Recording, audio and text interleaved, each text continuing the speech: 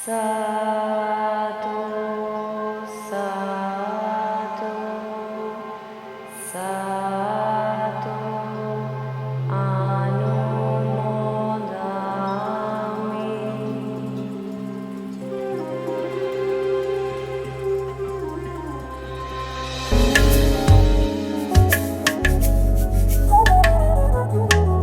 उत्तर प्रदेश की धरती देश की सबसे पवित्र धरती मानी जाती है, क्योंकि यहाँ पर कई देवी देवताओं ने जन्म लिया और अपना जीवन बिताया है। हजारों साल पहले गौतम बुद्ध ने अपने जीवन का काफी समय यहाँ बिताया है। What a devotee can perceive from the entire life of Lord Gautam Buddha in Uttar Pradesh is something that cannot be replicated anywhere else. So I'm quite excited to explore the Buddha circuit here in Uttar Pradesh.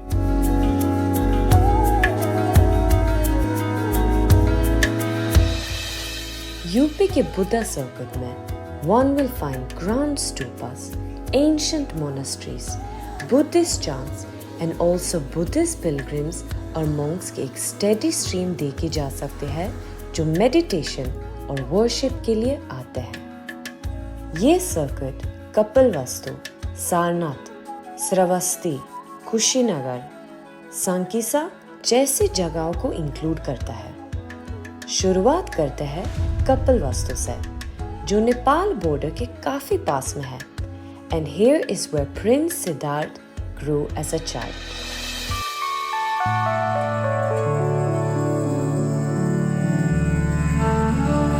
Kapilvastu, known as the place of Kapila, एक city है जहाँ Siddharth Gautam grew up and spent his first 29 years before he left for his spiritual journey to attain enlightenment. ये कपिलवस्तु स्तूप सामने जो आप देख रहे हैं गोलाकार जो दिखाई दे रहा है, ये भगवान बुद्ध का स्तूप है। जो है भगवान बुद्ध के महापरिनिर्वाण के बाद भगवान बुद्ध के अस्थि अवशेषों को 8 भागों में बांट दिया गया था, जिसमें से एक भाग कपिलवस्तु के शाकियों को मिला और कपिलवस्तु के शाकियों ने जो है इस जगह पर ला करके भगवान बुद्ध की अस्थि का जो है स्थापना किया। काफ़ी लंबे वर्षों तक ले ये गुमनाम जगह रहा। उसके बाद भारत सरकार ने खुदाई किया, जिसमें भगवान बुद्ध का अस्थि कलश मिला और उस जमाने के स्वर्ण मुद्रिकाएं भी मिली और एक अभिलेख भी मिला जिसमें लिखा गया था, ओम देव पुत्र कपिल वस्तु भिक्षु महासंघस्य। कुछ कांस की थालियां भी मिली जो है।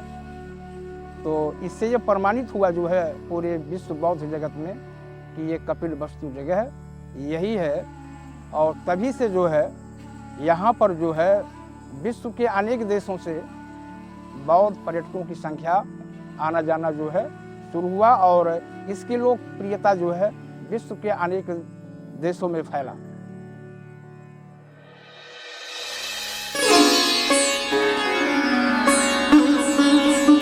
अब चलते हैं उत्तर प्रदेश के बुद्धा सर्किट के अगले स्टॉप पर, सारनाथ।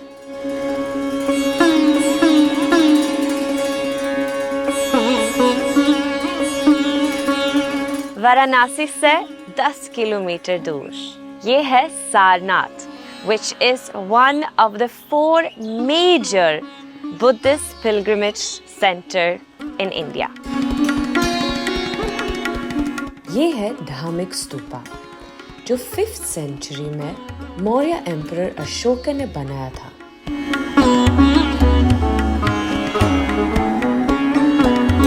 ऐसा माना जाता है कि ये वही जगह है जहाँ Buddha delivered his first sermon, जिसे Dhammacakkappavattana Sutta या turning of the wheel of Dharma के नाम से जाना जाता है।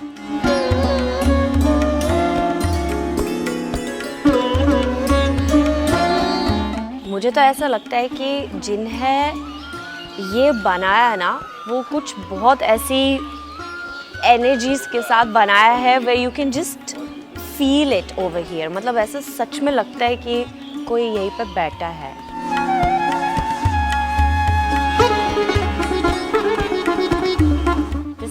reminds me so much of Bodh Gaya.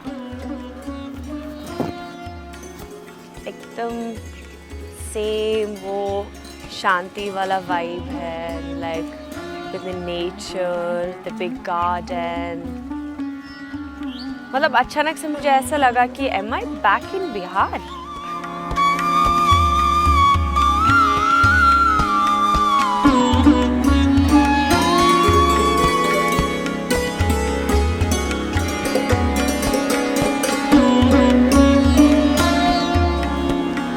मुझे लगता है this painting is showing where Lord Buddha attained enlightenment, which was in Bodh Gaya that we covered in India with Ali season 2 in Bihar.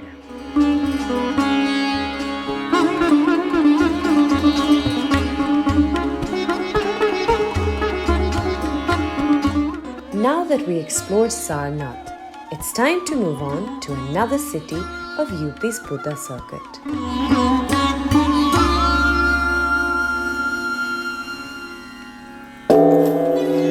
मैं आई हूँ UP के Buddha circuit के अगले city में, which is Shravasti. And this city was the 6th largest city during the ancient time as Gautam Buddha came to spread his teachings in the Indian subcontinent, closely associated with the life of Gautam Buddha as he spent 25 rainy seasons over here. Shravasti is approximately 175 kilometers away from the state capital, Lucknow. It is one of the main sites for Buddhist pilgrimage, where you can explore attractions like the Chitwana Monastery, Anguli Mala Stupa, the historic mounds of Kacha Kuti and Pakki Kuti, which is rich in archaeological significance, the Deen Mahamongol Temple or Rajahar, and as well the Jain pilgrimage sites.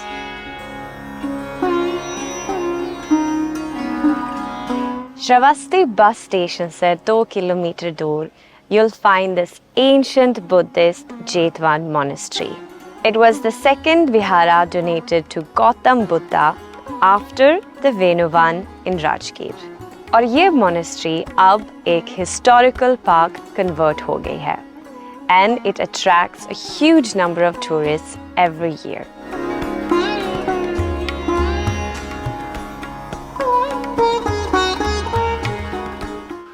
This Bodhi tree is 2,500 years old.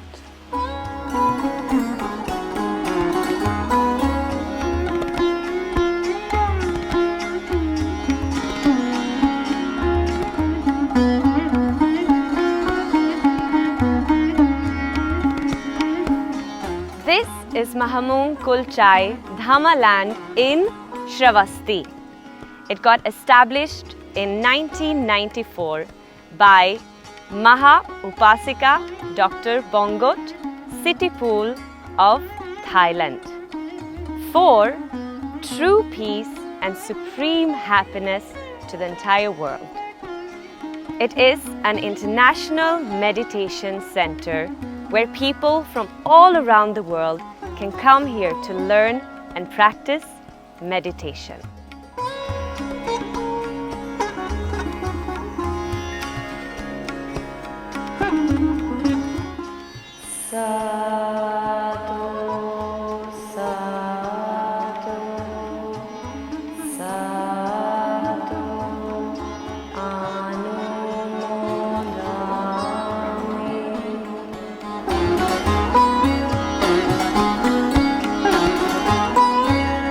अब चलते हैं एक और important pilgrimage destination of the Buddha circuit. I am in Kushinagar in Uttar Pradesh. और ये वही जगह है where Lord Gautam Buddha attained Mahaparinirvana.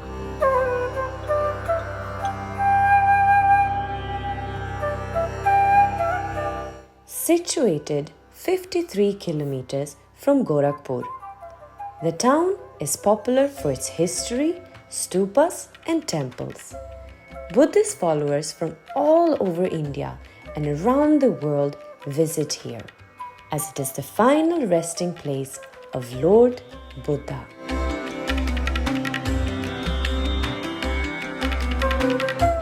I'm staying at the Imperial Hotel in Kushinagar, just a short walk from the Buddhist Mahaparinirvana Stupa, offering excellent amenities, dining options, and accommodations. Kushinagar में बहुत सारे stupas और temples हैं, and these were discovered during excavations, and they brought this town and its historical past into limelight. The historical structures at Kushinagar have been divided into 3 groups: Mahaparinirvana Temple, the Central Stupa, and surrounding monasteries. The most prominent attraction is the Mahaparinirvana Stupa. तो चलिए चलते हैं महापरिनिर्वाण स्तूपा.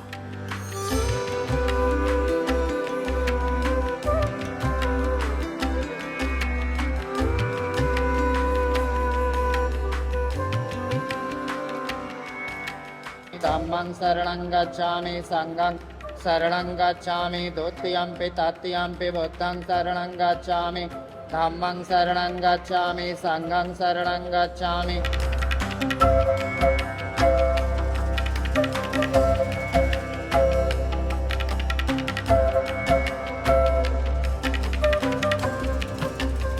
कुशीनगर का प्राचीन नाम कुशीनारा मल्ल kingdom की राजधानी थी और कहा जाता है कि सन 1876 एसियल कार्लाइल महोदय द्वारा पुरातात्विक खुदाई के उपरांत यह स्थल मुकुटबंधन चैत्य के रूप में जाना गया और वर्तमान समय में इसे रामाभर स्तूप के रूप में कहा जाता है यह वही स्थल है जब भगवान बुद्ध का महापरिनिर्वाण प्राप्ति के उपरांत मल्ल राजाओं द्वारा उनके राजकीय शरीर को सम्मानपूर्वक हिरण्यावती के तट पे, जो एकदम ठीक यहाँ पास ही में है, वहाँ पे दाह संस्कार हुआ और उनके अस्थि अवशेष को रखकर सम्राट अशोक के द्वारा इस स्तूप का निर्माण किया गया. और यह भारत के बौद्ध स्थलों में एक महत्वपूर्ण प्रमाणिक स्थल है. कहा जाता है कि भारतीय पर्यटक और विदेशी पर्यटकों में काफ़ी संख्या यहाँ पे आती है. 1 जनवरी को लगभग लाखों की संख्या में लोग पहुँचते हैं. तो विदेशी पर्यटकों की भी संख्या अच्छी खासी रहती है. कहा जाता है कि जो पर्यटक सीजन है हमारा अक्टूबर से मार्च, इस सीजन में ज़्यादातर विदेशी पर्यटक आते हैं ज़्यादातर, और अन्य माह में भी पर्यटक आते हैं, लेकिन पर्यटक सीजन में बहुत ज़्यादा विदेशी पर्यटक आते हैं, देसी पर्यटक भी आते हैं. कहा जाता है कि हम अगर आंकड़ों पर ध्यान दें तो लगभग रैपिडली गति से धीरे धीरे आंकड़े बढ़ रहे हैं. कोरोना काल में आंकड़े विदेशी पर्यटकों की संख्या नगण्य थी और चूँकि फ्लाइटें इंटरनेशनल फ्लाइटें बंद हो गई थी और भारतीय पर्यटक उस समय कम हुए थे, काफ़ी कम हुए थे, लेकिन धीरे धीरे अब पूर्वता के रूप में पर्यटक स्थलों पे आ रहे हैं.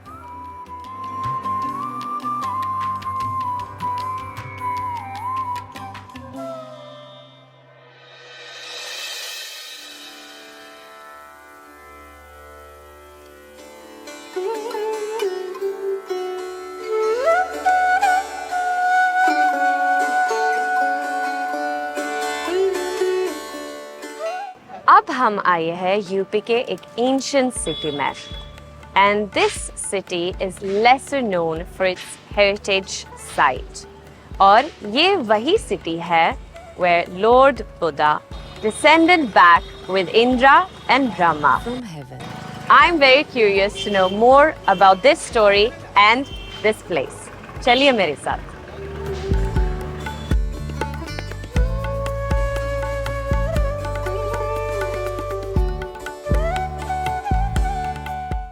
Four hours from Lucknow and 6 hours from Delhi, through narrow roads and crisscrossing villages, one reaches this small village in Uttar Pradesh called Sankisa, with population of 2,000 or less.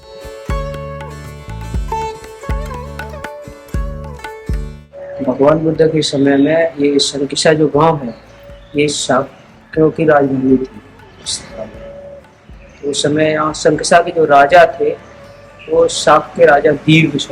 और अभी ये संकिसा में भगवान बुद्ध अभी धम्म की देशना देते हैं अपनी माँ माता को, माँ माया देवी को। वही सेम देशना सारिपुत्र वंते जी को संकिसा में देते हैं। सारिपुत्र वंते जी और अरहत भिक्खु थे 500 उनको देते हैं।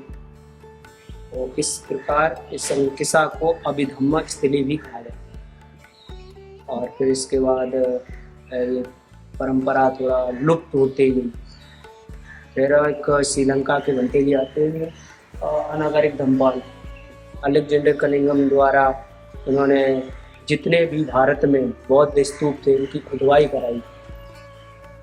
तो इस प्रकार संकिसा का इतिहास है। और यहाँ बाकी के जो कंट्री हैं वहाँ के लोग आए, यहाँ पे ज़मीन खरीदी, बिहारों का निर्माण किया। जैसे यहाँ अभी कंबोडिया मंदिर है, इधर एक बर्मीज टेम्पल 2 हैं, और एक भूटान का है, जापान का है, श्रीलंका का है, और ये YBS सेंटर इंडिया का ही है। This is the small Maya Devi temple that brings to life the stories of Lord Buddha. यहाँ पर हजारों साल पुरानी staircase to heaven भी है, और यहाँ पर लॉर्ड बुद्धा की माँ को as the goddess of fertility worship किया जाता है। The place also has Buddhist sculptures from the Mahayana era, adding to its charm. ये यहाँ पर 65 देश के यहाँ पर विदेशी लोग आते थे। ऊपर प्रजापति भगवान बुद्ध की मौसी, भगवान बुद्ध ने अपनी मौसी को धम्म उपदेश दिए थे। वो उनकी साधना को छोड़ के खत्म हो गई थी। मौसी ने उनका लालन पालन किया था और यहीं पर 3 महीना बरसाबाद किया।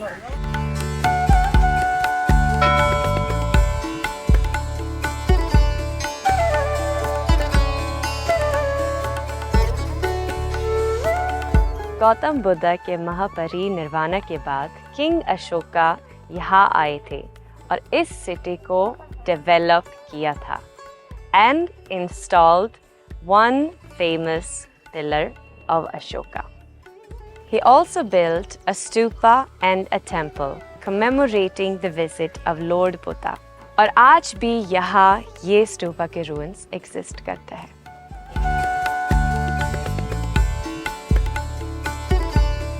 Apart from this, there are many other Buddha temples in Sankisa.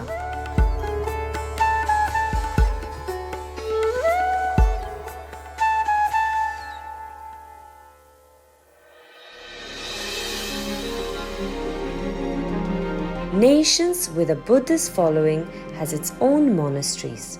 And with that, my journey through UP's Buddha circuit comes to an end.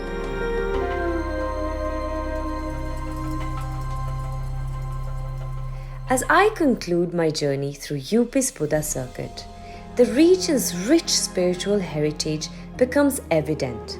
Each site offers deep insights into Buddha's time here and his profound influence. Discovering Buddha's life and the vibrant Buddhist culture has been truly enlightening. And now, I am off to explore another part of UP. So stay tuned for the next episode.